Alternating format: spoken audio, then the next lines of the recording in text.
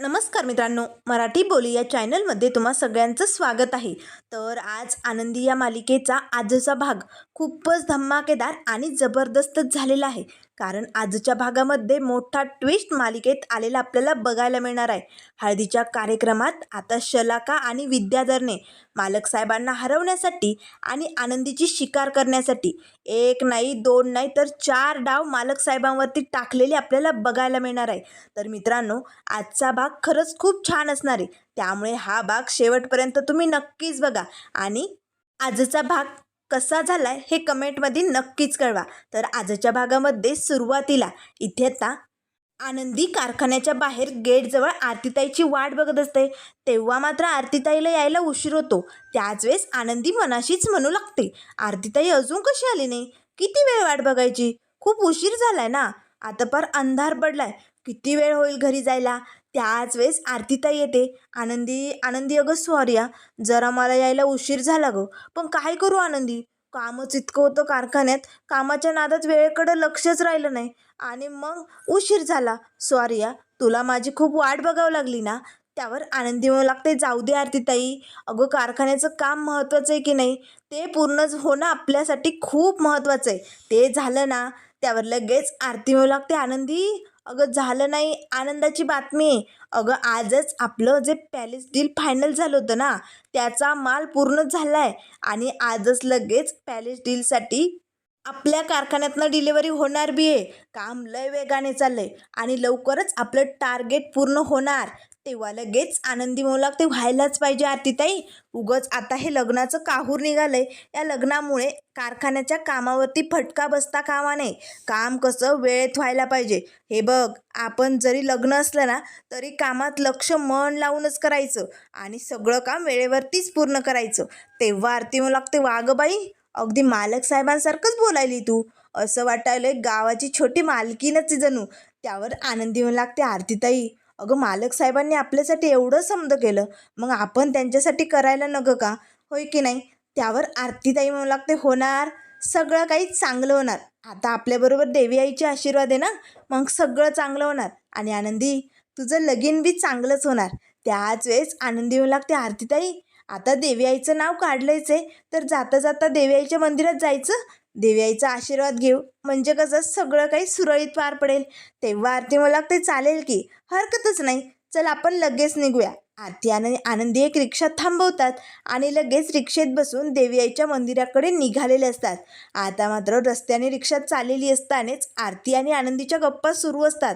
मग आनंदीबाई, आता उद्या हळद, परवा लगन आणि मग काय, सगळा संसार सुरू होणार. तेव्हा आनंदी म्हणू लागते, काळजी करू नको आरतीताई, सगळं काही ठीक होईल. मालक साहेबांनी एवढा मोठा निर्णय आपल्यासाठी घेतलाय, मग आपण तो पार पडायला नको का? सगळं काही ठीक होणार आहे, टेन्शन घ्यायचं कामच नाही. आता लवकर आपल्याला टपाटप तयारी करावी लागेल. अशा दोघींच्या गप्पा सुरू असतात.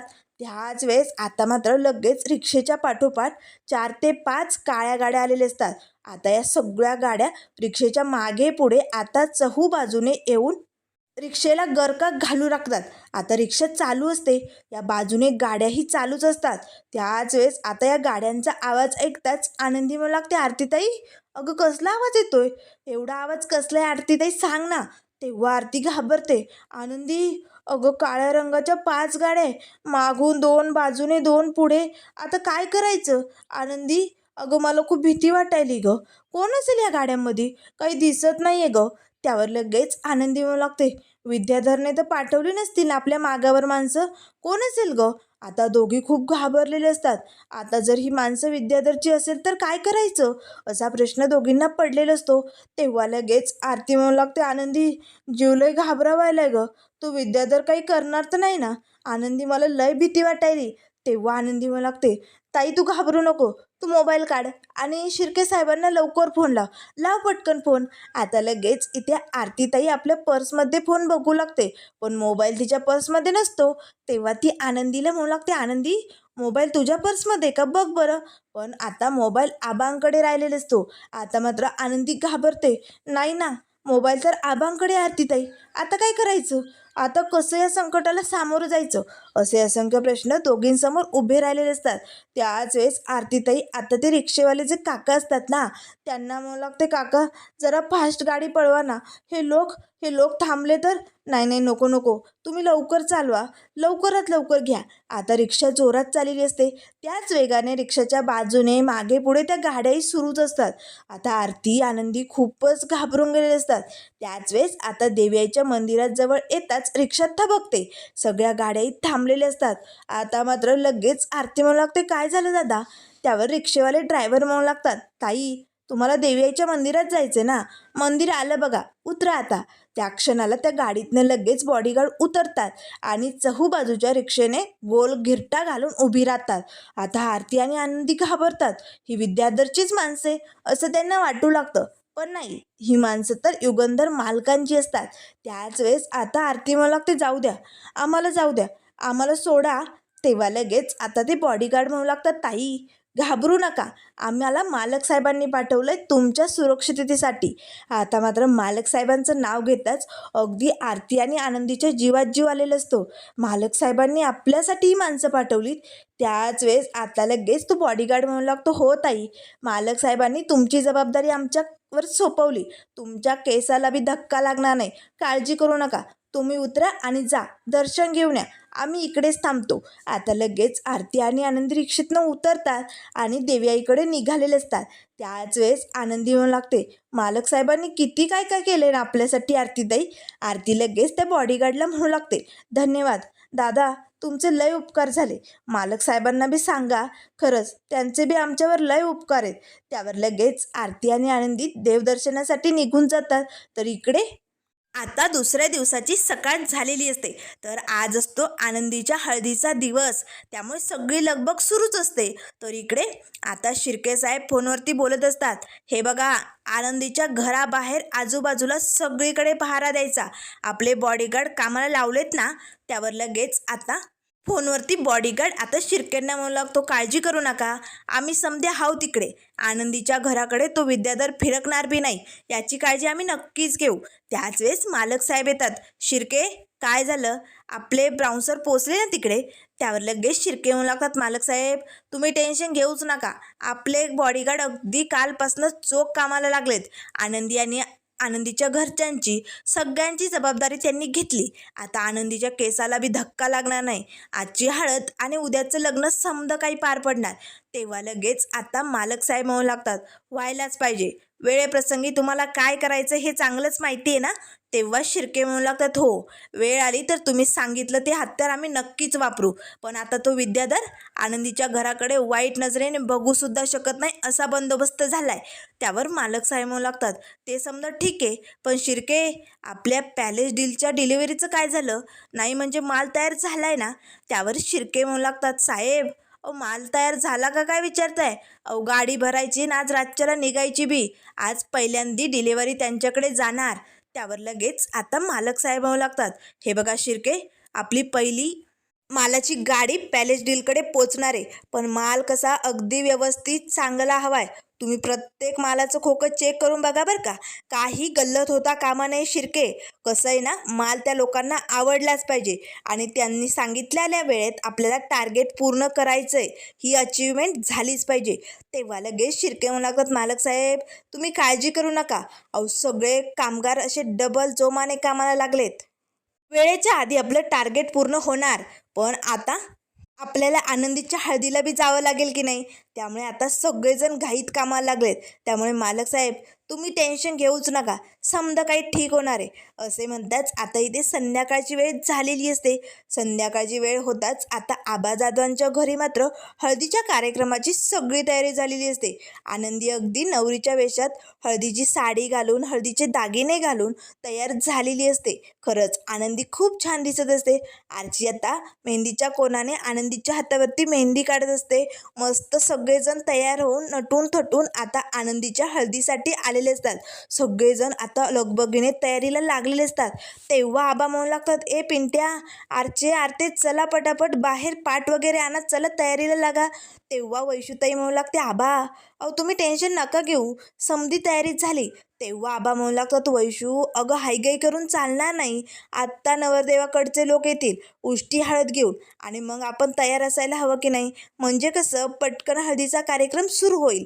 आता लगेच आबा जाधवांच्या घराबाहेर जे बॉडीगार्ड असतात ना, ते सारखे गिरक्या घालत असतात, कारण विद्याधर इकडे पोहोचू नये म्हणून मालक साहेबांनी चोख बंदोबस्त केलेला असतो. त्याच वेळेस आता आबा म्हणू लागतात, आरते जा तू पटकन आनंदीला घेऊन ये बरं.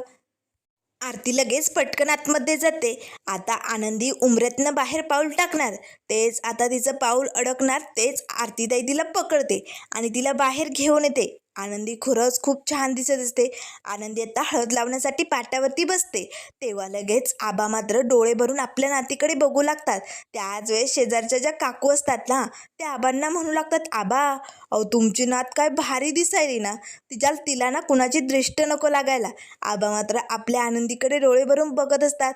त्याच वेळेस अभयची आई आता उष्टी हळद घेऊन काही बायकांबरोबर आलेली असते. तेव्हा लगेच आता ते बॉडीगार्ड त्यांना अडवतात. त्याच वेळेस अभयची आई म्हणू लागते, मी नवरदेवाची आई आहे, उष्टी हळद देण्यासाठी आले.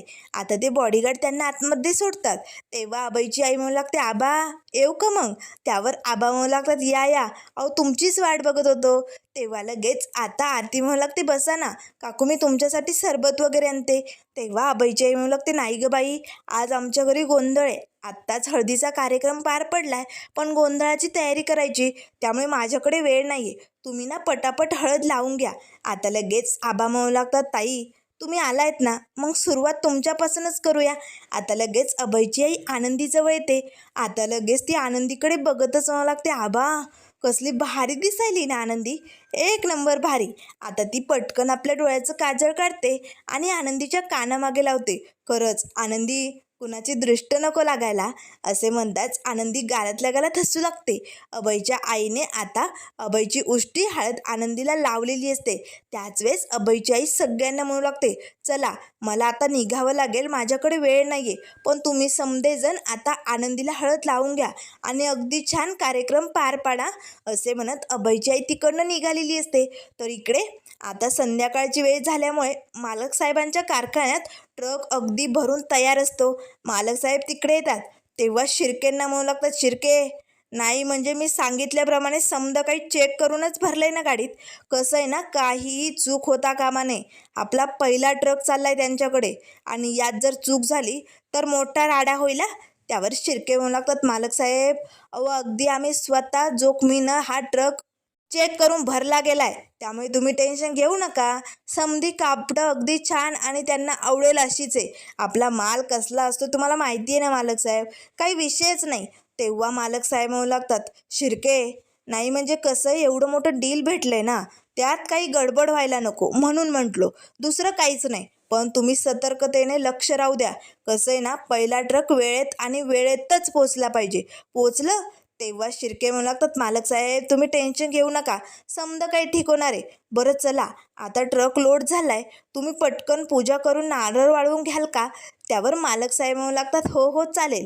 आता पटकन मालक साहेब लगेच आता त्या ट्रकला हळदी कुंकू लावतात, त्यावरती फूल ठेवतात आणि नारळ फोडतात आणि लगेच ज्योतिबाचा आणि देवी आईचा जागर करतात.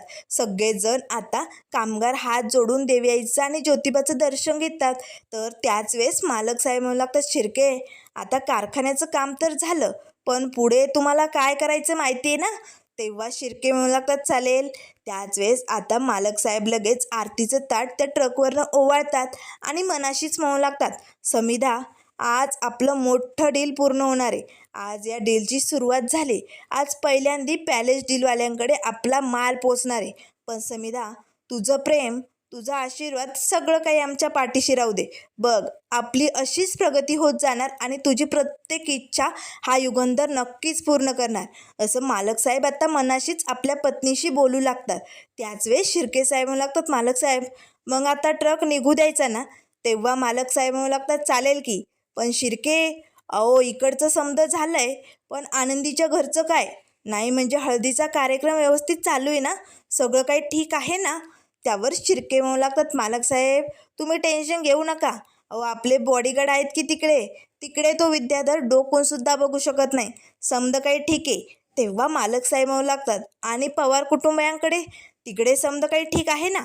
त्यावर लगेच आता शिर्के म्हणू लागतात, हो तिकडे हळदीचा कार्यक्रम झालाय आणि गोंधळाची तयारी बी झाली, गोंधळ सुरू बी झाला असेल. तेव्हा मालक साहेब म्हणू लागतात, काय लग्न आणि गोंधळ कोणी करतं का? तेव्हा शिर्के म्हणू लागतात, मालक साहेब अहो त्यांच्याकडे काहीतरी परंपरा आहे म्हणून असतं.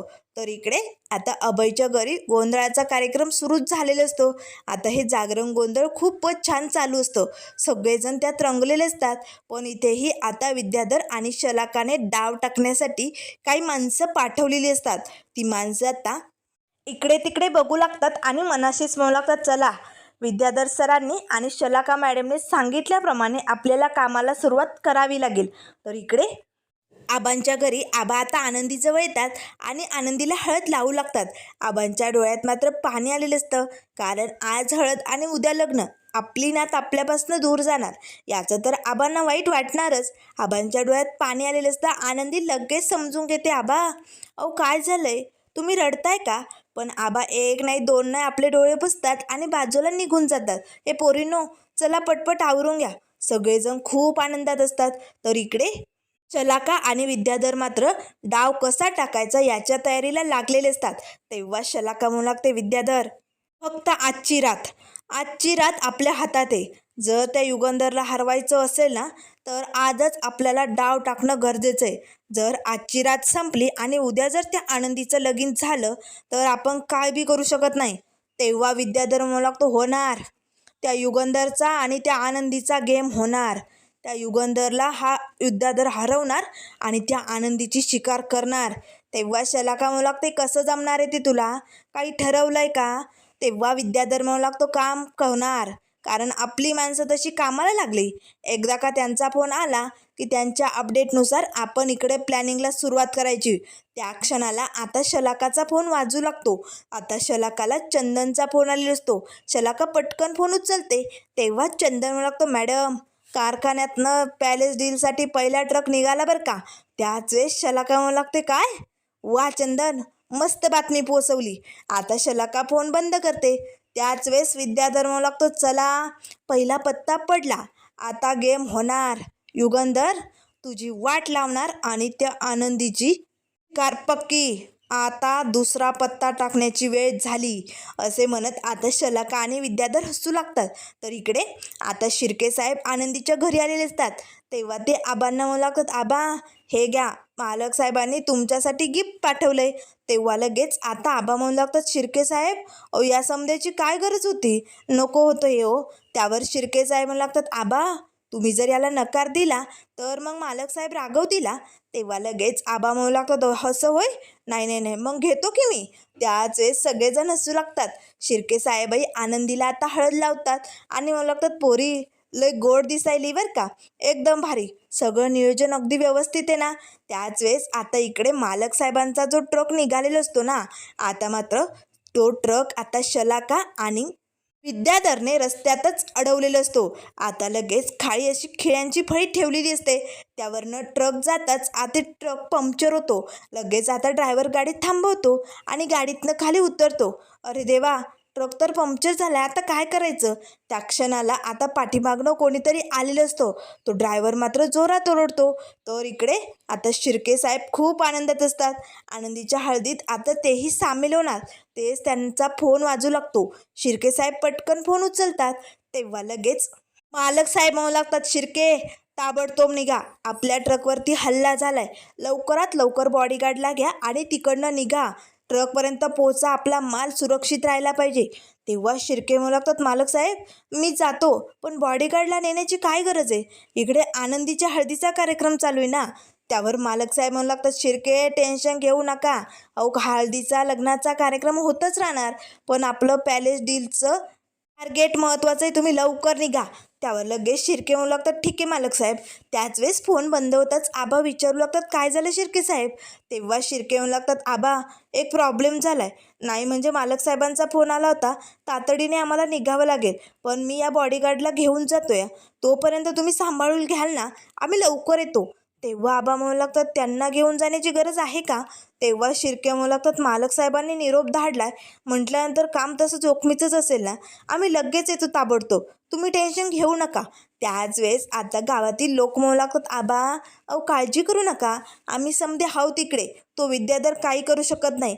तेव्हा शिर्के म्हणू लागतात, चला पटकन महेश, तुम्ही सगळेजण माझ्या मागोमाग चला. तेव्हा महेश म्हणू लागतो, पण साहेब इकडे पहारा देण्याचं.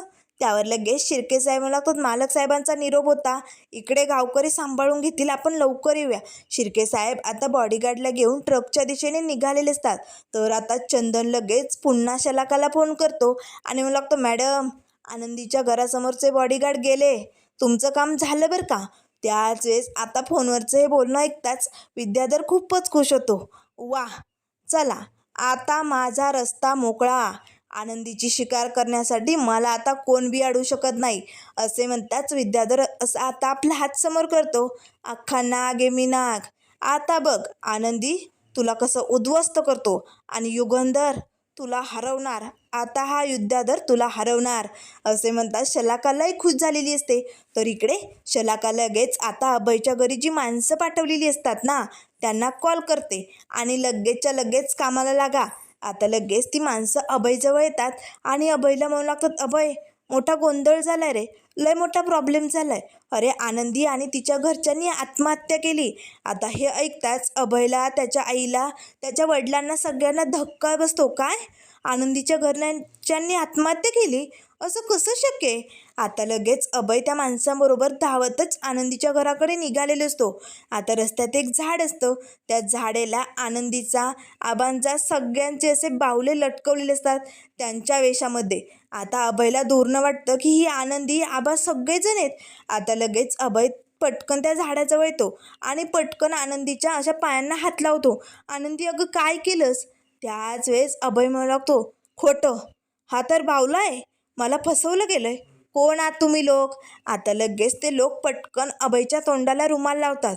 नवरदेव व्हायचंय तुला, आता तुला दाखवतोच. आता अभयला किडनॅप केलेलं असतं. ते लोक आता अभयला घेऊन तिकडनं निघालेले असतात.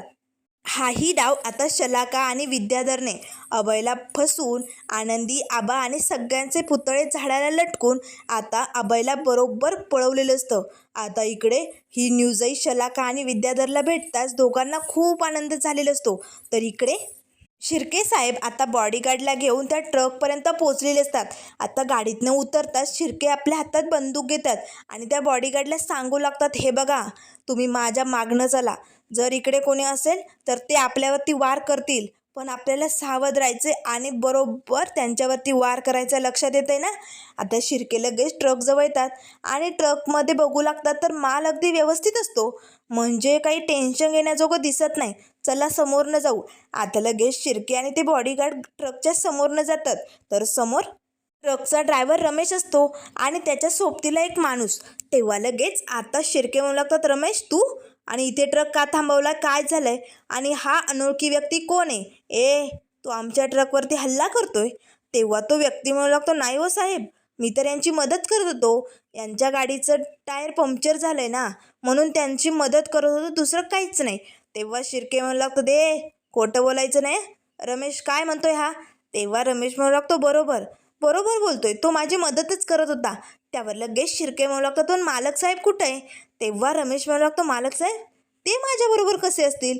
तेव्हा शिर्के म्हणू लागतात, मालक साहेबांचा मला फोन आला होता, ते इथेच होते ना? तेव्हा रमेश म्हणू लागतो, नाही नाही, अहो साधं टायर पंक्चर झालं, मी मालक साहेबांना कशाला बोलू, मी आपलं माझ्या पद्धतीने बदलण्याचं काम करत होतो ना. त्यावर लगेच आता शिर्केंना मात्र मोठा धक्का बसतो. काय, मालक साहेबांना याबद्दल काहीच कल्पना नाही? मग मला फोन कुणाचा आला होता? नाही नाही नाही नाही, मोठा गोंधळ दिसतोय. गोंधळ नाही, हा मोठा गेम करायला दिसतोय. आपल्याला लवकरात लवकर इकडनं निघावं लागेल, कारण आपण सगळे बॉडीगार्ड घेऊन आनंदीच्या घराला सोडून इकडे आलोय. म्हणजे हा डाव विद्याधरचा तर नसेल ना? पण मालक साहेबांच्या आवाजात मला कोणी कॉल केला होता? असे असंख्य प्रश्न आता शिर्केला पडलेले असतात. तेव्हा शिर्के पटकन बॉडीगार्डला म्हणू लागतो, चला आपल्याला लगेच तातडीने आनंदीच्या घरी पोचायचे, आनंदीचा जीव धोक्यात येईल, लवकर चला. त्याच वेळेस आता शिर्केंचा फोन वाजतो. मालक साहेब फोन करतात. तेव्हा शिर्के म्हणू लागतात, मालक साहेब बोला ना. त्यावर मालक साहेब म्हणू लागतात, शिर्के हळदीचा कार्यक्रम व्यवस्थित आहे ना? बॉडीगार्ड चोख पद्धतीने काम करताय ना? त्यावर शिर्के म्हणू लागतात, मालक साहेब एक प्रॉब्लेम झाला आहे. मी ट्रकपर्यंत पोचलो आहे आणि बॉडीगार्डलाही घेऊन आलो आहे. तेव्हा मालक साहेब म्हणू लागतात, काय? अहो शिर्के, तुम्हाला वेळ लागला आहे का? तुम्हाला जे काम सांगितलं ते करायचं सोडून तुम्ही तिकडे काय करताय? त्यावर शिर्के म्हणू लागतात, मालक साहेब अहो मोठा प्रॉब्लेम झाला आहे. आपल्याला फसवलं गेलं आहे हो. तुमच्या आवाजात मला एक कॉल आला होता आणि मला तेव्हा टीप देण्यात आली की लगेचच्या लगेच बॉडीगार्डला आनंदीच्या घरनं घेऊन त्या ट्रककडे निघ. आपल्या ट्रकवरती हल्ला झाला आहे आणि तुमच्या सांगण्यावरनं मी सगळ्या बॉडीगार्डला घेऊन इकडे आलो आहे. पण इथे पाहिलं तर ट्रकवर हल्ला झालेलाच नाही आहे, काहीच नाही आहे, सगळं खोटं नाटं आहे. त्यावर लगेच मालक साहेब लागतात, शिर्के अहो पण तुम्ही मला कॉल करायचा. मी असं का सांगेन तुम्हाला? मीच तुम्हाला आनंदीची जबाबदारी दिली होती ना. मग शिर्के, तुम्ही हे करून मोठी चूक केली. आता आनंदीला जर काही झालं तर? नाही नाही नाही नाही, तो विद्याधर आनंदीची शिकार करण्यासाठी निघाला असेल. त्याआधी मला तिकडे पोचावं लागेल. तुम्ही लवकर तिकडे या. आता मालक साहेब शिर्के सगळ्या बॉडीगार्डला घेऊन आता आनंदीच्या घराकडे निघालेले असतात. तर त्यानंतर मित्रांनो, पुढील भागामध्ये खूपच मोठा ट्विस्ट उद्याच्या भागामध्ये आपल्याला बघायला मिळणार आहे. आता मात्र अचानक लाईट बंद होतात. तेव्हा वैशुताई म्हणू लागते, आनंदी अगं लाईट गेलेत, थांब मी काहीतरी घेऊन येते. वैशुताई आनंदी शेजारनं उठते आणि तिकडे आतमध्ये जाते. त्याच वेळेस आता बाईच्या वेशामध्ये हा विद्याधर आनंदीच्या घरात एंट्री करतो. आता मात्र पिवळ्या रंगाची साडी घालून कपाळाला मोठं कुंकू लावून हा विद्याधर आनंदीजवळ येतो आणि हसतच म्हणू लागतो, आनंदी आला, तुझा विद्याधर तुला घेऊन जायला आला. आता सगळ्या बायका विद्याधरचा आवाज येताच घाबरतात. सगळीकडे अंधार असतो. त्याच वेळेस आता हा विद्याधर आनंदीच्या नाकाला रुमाल लावतो आणि एक मोठं खोकं असतं त्यात आनंदीला बेशुद्ध करून त्यात झोपवतो आणि वरनं फुलांच्या माळा टाकतो. आनंदीला आता त्या खोक्यात पॅक करून विद्याधर घरातनं बाहेर निघालेला असतो. त्या क्षणाला मालक साहेब तिकडे पोचतात. आनंदी कुठे? तेव्हा लगेच आजूबाजूच्या बायका म्हणू लागतात, विद्याधर मालक आले होते, ते आनंदीला आत्ताच इकडनं घेऊन मागच्या दरवाज्याने गेलेत. आता मात्र आनंदीला मालक साहेब सुखरूप वाचू शकतील का? पुढे आनंदीच्या लग्नात काय होणार हे सगळं आपल्याला बघायला मिळेल. त्यामुळे मित्रांनो, अशाच मालिकेंच्या अपडेट पाहण्यासाठी चॅनलला लाईक करा, सबस्क्राईब करा. व्हिडिओ पाहिल्याबद्दल धन्यवाद.